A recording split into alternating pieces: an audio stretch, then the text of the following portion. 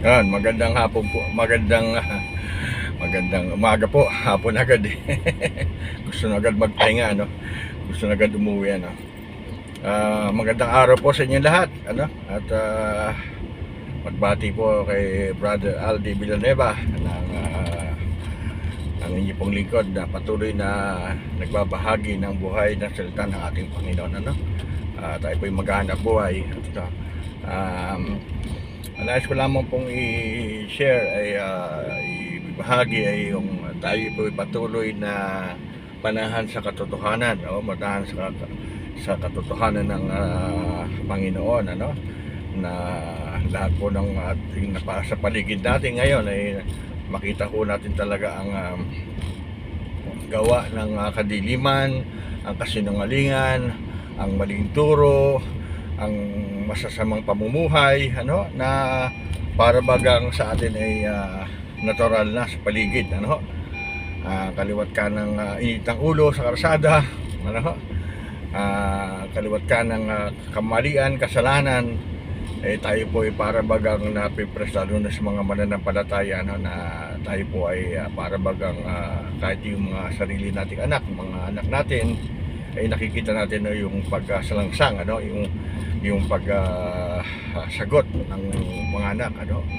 So ito po yung palatandaan talagang pasama na ang ating pasama na ang ating mundo, at it will continue to deteriorate at habang ang kaaway ay patuloy nakakapamayagpag, ano. Pero sabi nga ay hindi nawawala yung mayroong asin at ilaw sa sanlibutan, ano. At kapag ito po ay nawala na at ang banal na espiritu ay umalis sa ating sa mundong babaw kasama ng mga mananampalataya, ito po ay continue na talagang ma-deteriorate, ano, to the fullest.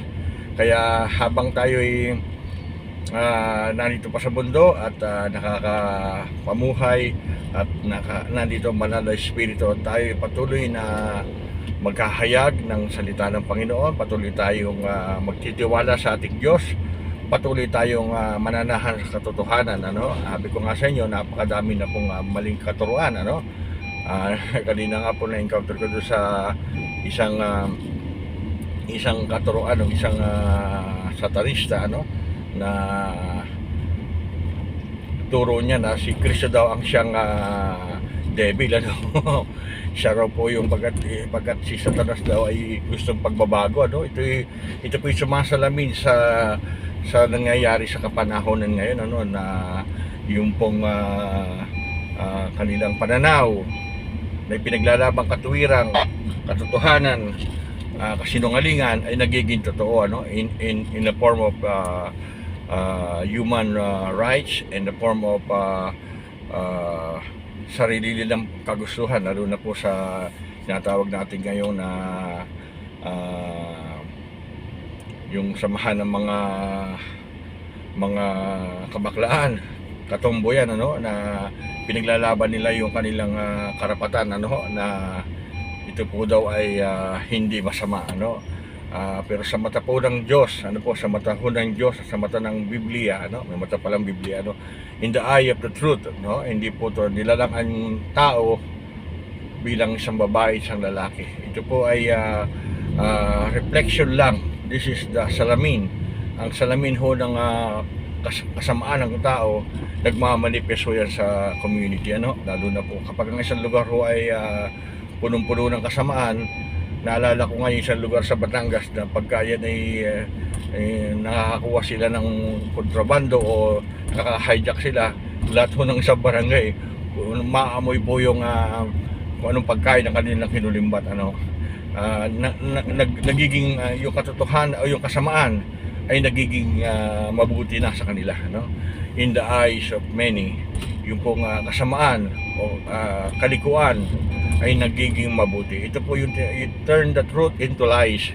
Turn the truth into lies. Ano po, papaniwalaan nila yung kasinungalingan nila. Kaya sabi ho sa Biblia, sa mga huling araw, ang katotohanan ay magiging kasinungalingan para sa kanila.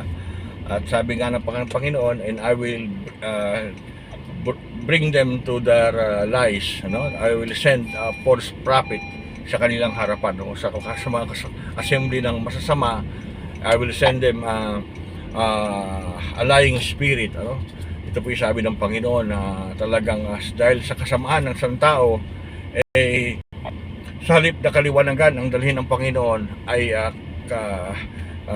kasamaan ang mangyayari sa gagawin ng kaaway, ano? Ito po hindi gawa ng Diyos, pero God allow this thing to happen kasi masama na po yung isang lugar.